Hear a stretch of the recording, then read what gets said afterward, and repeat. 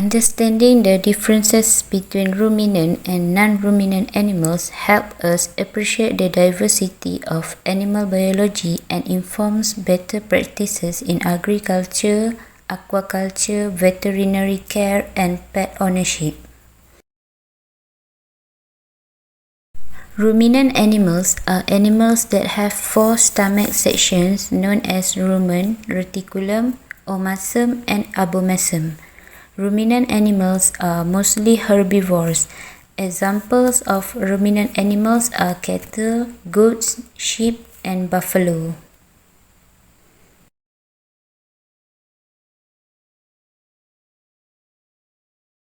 Non-ruminant animals are animals that do not have those four sections. Their only one and true stomach is abomasum.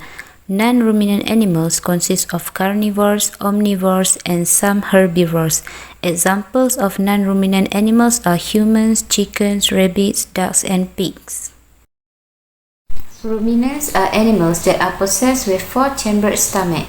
These four stomachs are specifically adapted to digest tough plant material such as cellulose. Ruminants have a special digestive system. It all begins in the rumen, where bacteria keep and process food. This fermentation process destroys complex plant tissue such as cellulose. The food afterwards goes to the reticulum, where it forms little piles known as cud. Rumination takes place when the cud is regurgitated back into the mouth for further chewing.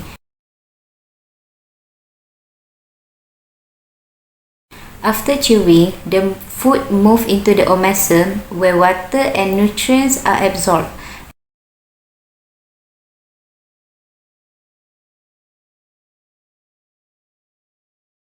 And then into the abomasum, which operates similarly to a non-ruminant stomach, digesting the food with gastric juices. The digested food then goes into the small intestine, where absorption of nutrients takes place. A large sac-like called cecum is present between the small intestine and large intestine.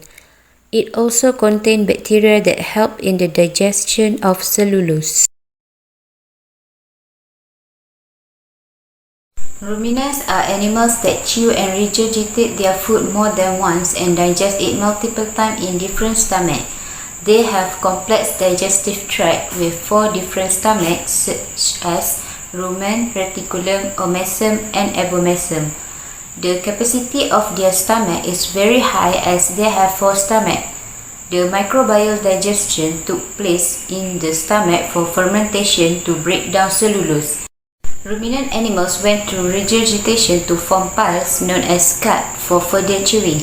The process of rumination or chewing the cud is where the feedstuff are forced back to the mouth for further chewing and mixing with saliva. Ruminant animals take a longer time to digest plant materials. Sometimes they took for about 4 to 6 hours just to chew food. The maximum digestion and absorption of food took place in the rumen. Non-ruminant animals are animals that digest food in stomach, which is abomasum. They have simple digestive tract with a single compartment. The capacity of their stomach is less than ruminant animals. The enzymatic digestion is major. They does not go through regurgitation process because the food directly goes into the abomasum. Non-ruminant animals take less time to digest the food. Maximum digestion and absorption of food happens in intestine. Lastly, non-ruminant animals does not go through regurgitation process. Welcome and hi. I'm going to explain the digestive system of the rabbit. So we know that most animals can digest fiber well and travel throughout them without much happen. But in this case, rabbit have this nifty way of breaking down fibrous plant material and getting to all the nutrition stored inside. So in the rabbit GI system, food goes into the mouth, down to the throat, through the stomach, through the intestine, then to the colon and out the other end. So just like it, that's the almost for the mammals as well, similar to mammals as well. But the enzyme present during the process can break down fiber well at all. So rabbit divert much of the fiber to the system. We know that the system is where the extra step in digestion start. So in the system, there are the special bacteria that ferment and break down digestible fiber, getting all the nutrition locked inside. Some of the nutrients can be digested right there in the system, but most need are passed down to the small intestine for absorption. So the food has to pass through rabbit second time. How does this second trip through this system work?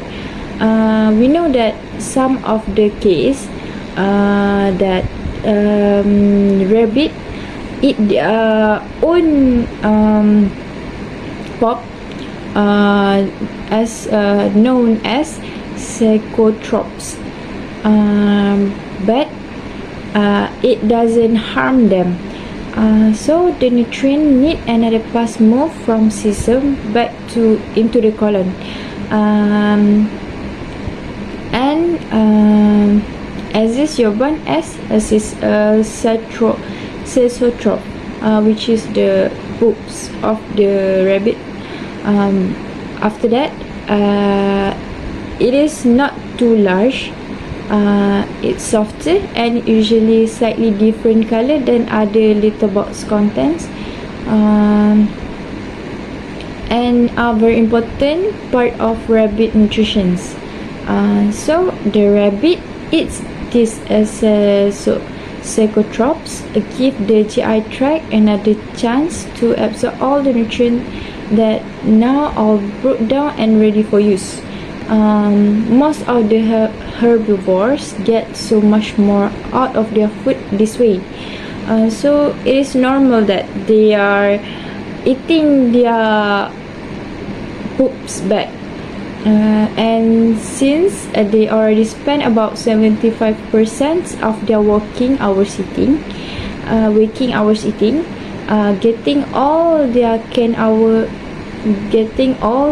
can hour of their food is essential. So they simply couldn't eat enough to get all the necessary nutrients if it weren't for the school system or bacteria things they've got going on. So all of this has to happen at a particular rate in order to keep things working properly.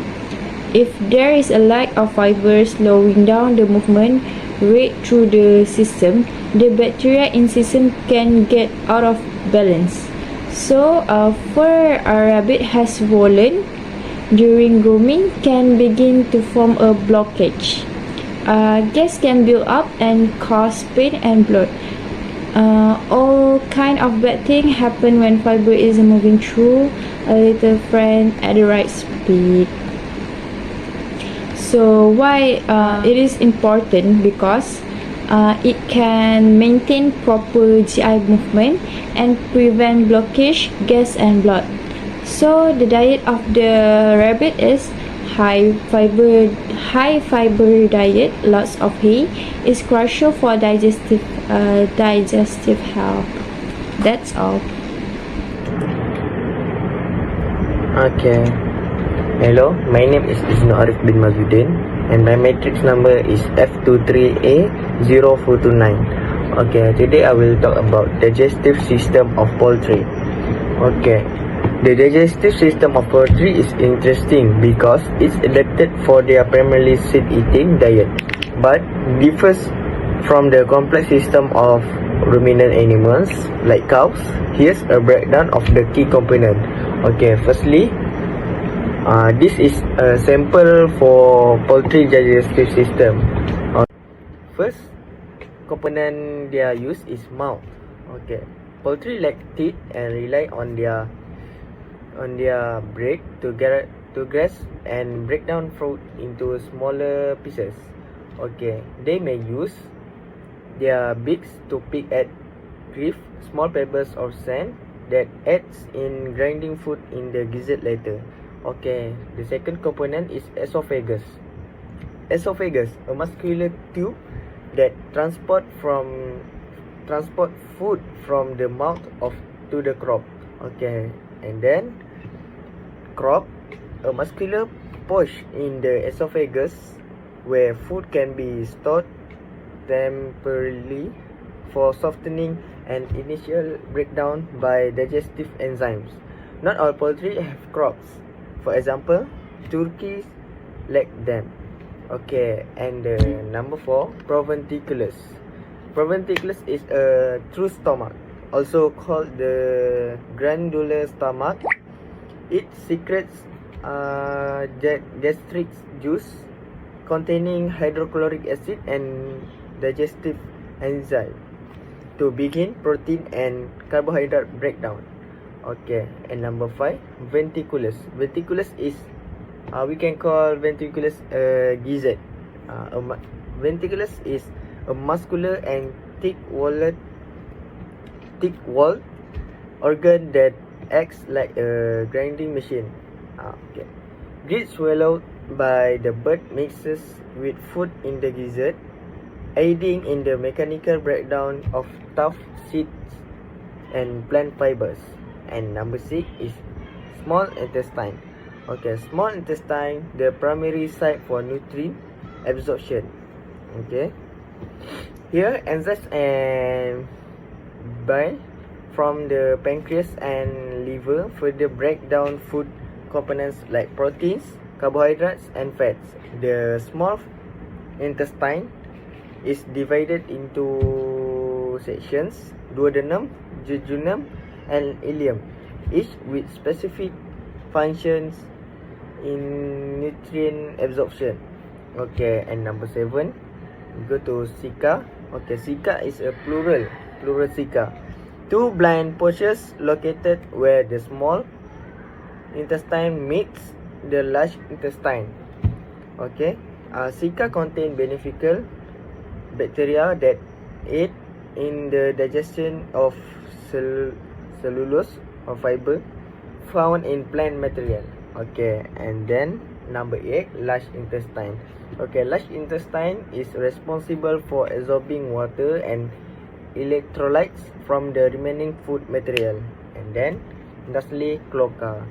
Okay, cloaca, a single opening that serves as the exit point for waste products, feces, from the digestive system as well as the urinary and reproductive system. Okay, thank you. That's all.